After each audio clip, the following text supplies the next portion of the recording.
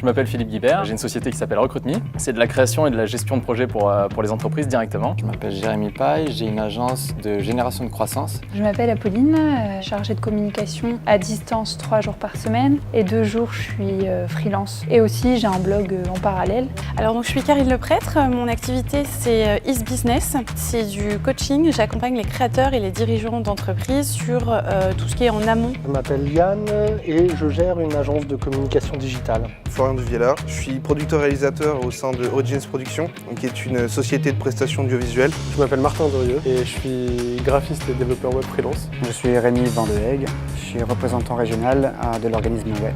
C'est une agence de voyage qui est spécialisée dans les séjours linguistiques. Je m'appelle Quentin, je suis designer, je travaille avec Marion. On a tous les deux fondé il y a à peu près 1 an Notice Studio. C'est un studio de design spécialisé dans l'univers du cuir, avec une grosse vocation vers l'artisanat et l'artisanat d'art. Un jour, je suis venu visiter et effectivement, le lieu était quand même assez extraordinaire. L'opportunité idéale pour me lancer dans des bonnes conditions. C'est vraiment pour rejoindre un espace où rencontrer du monde, où se faire son réseau et aussi parce que j'en avais marre de bosser chez moi.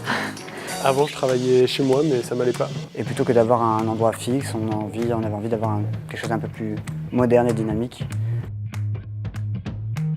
Ça a été un bon endroit pour monter mon projet après le boulot ou le week-end. Ça m'a permis de bien rédiger les choses. Ce qui se passe au coworking, c'est qu'on rencontre beaucoup de gens, beaucoup de compétences, beaucoup d'opportunités aussi. Et la création de l'entreprise était extrêmement simple. On a tout à disposition des juristes, des experts comptables. On se sent très vite en confiance et tout se fait extrêmement rapidement. On se sent bien pour travailler, on rencontre des gens.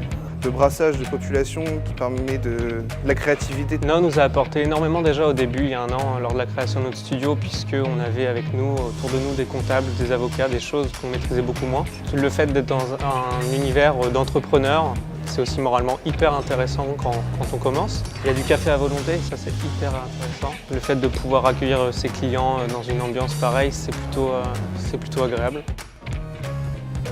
C'est compliqué, t'en as une toi, une anecdote ? Ouais, tu me dois 16 €. Oui, je te dois 16 €. Je sais. Pour le déjeuner de la dernière fois, je te dois toujours 16 €, je les oublie pas.